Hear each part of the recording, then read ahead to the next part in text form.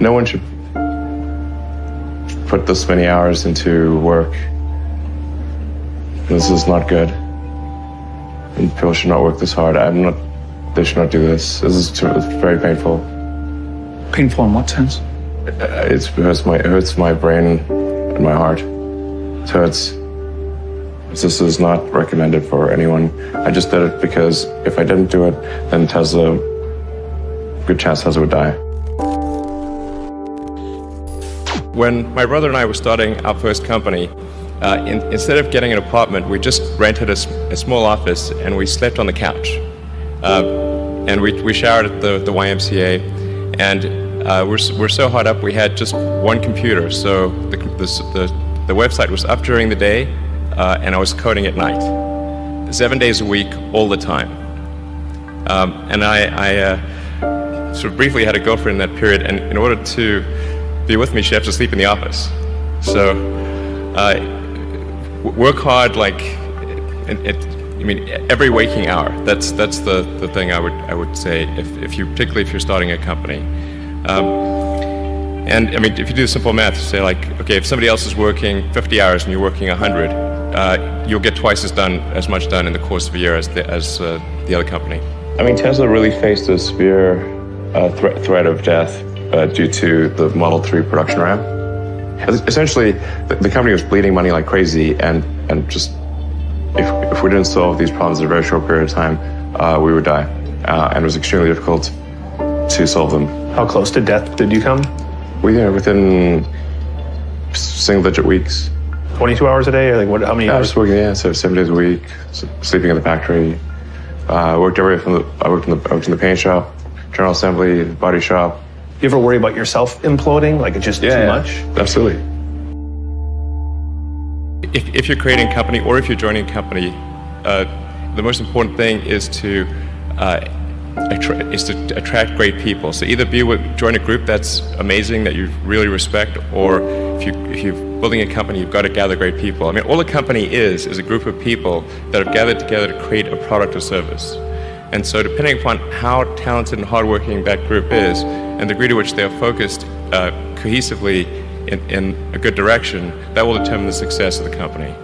So do everything you can to gather great people if you're creating a company. It's good to think in terms of the physics approach or first principles, which is, rather than reasoning by analogy, you boil things down to the most fundamental truths you can imagine, and you reason up from there. And this is a good way to figure out if something really makes sense, or if it's just what everybody else is doing. It's hard to think that way. You can't think that way about everything. It takes a lot of effort. But if you're trying to do something new, it's the best way to think. And that framework was developed by physicists to figure out counterintuitive things like quantum mechanics. So it's really a powerful method.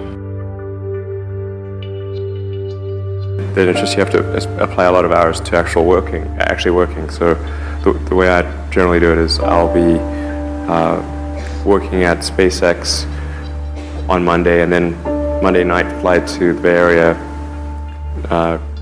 spend Tuesday and Wednesday in the Bay Area, then at Tesla, and then fly back on Wednesday night, spend Thursday and Friday at SpaceX.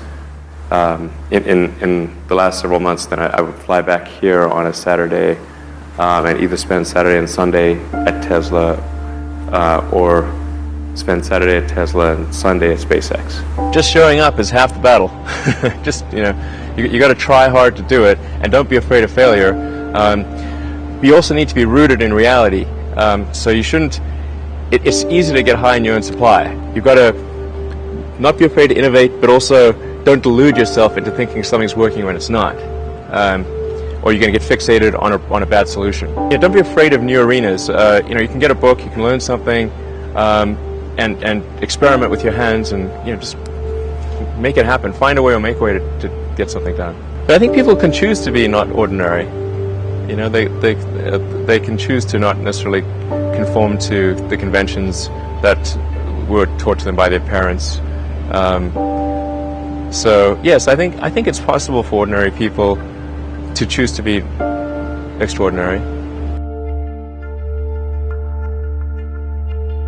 If somebody is doing something that is useful to the rest of society, I think that's a good thing. Like, it doesn't have to change the world. Like, you know, if you're doing something that has high value to people, if it has a small amount of good for a large number of people, I think that's fine. Like, stuff doesn't need to be changed the world just to be good. Being focused on something that you're confident will have high value to someone else, and just being really rigorous in making that assessment, because people tend to, a natural human tendency is wishful thinking. So a challenge for entrepreneurs is to say, well, what's the difference between really believing in your ideals and sticking to them versus pursuing some unrealistic dream that doesn't actually have merit? And that is a really difficult thing to tell. Can you tell the difference between those two things? Right. You know? So you need to be sort of very rigorous in your self-analysis. I think certainly extremely tenacious, and then just work like hell. I mean, you just have to put in, 80 to 100 hour weeks every week. But all those things improve the odds of success. Okay. I mean, if other people are putting in 40-hour work weeks and you're putting in 100-hour work weeks, then even if you're doing the same thing, you know that in 1 year you will achieve what they achieve. You will achieve in 4 months what it takes them a year to achieve. You construct this like there's this great holy grail potential in the future. You have to stay grounded in the short term. So because if you don't do things that pay the bills, you're not going to achieve the ultimate long-term objective.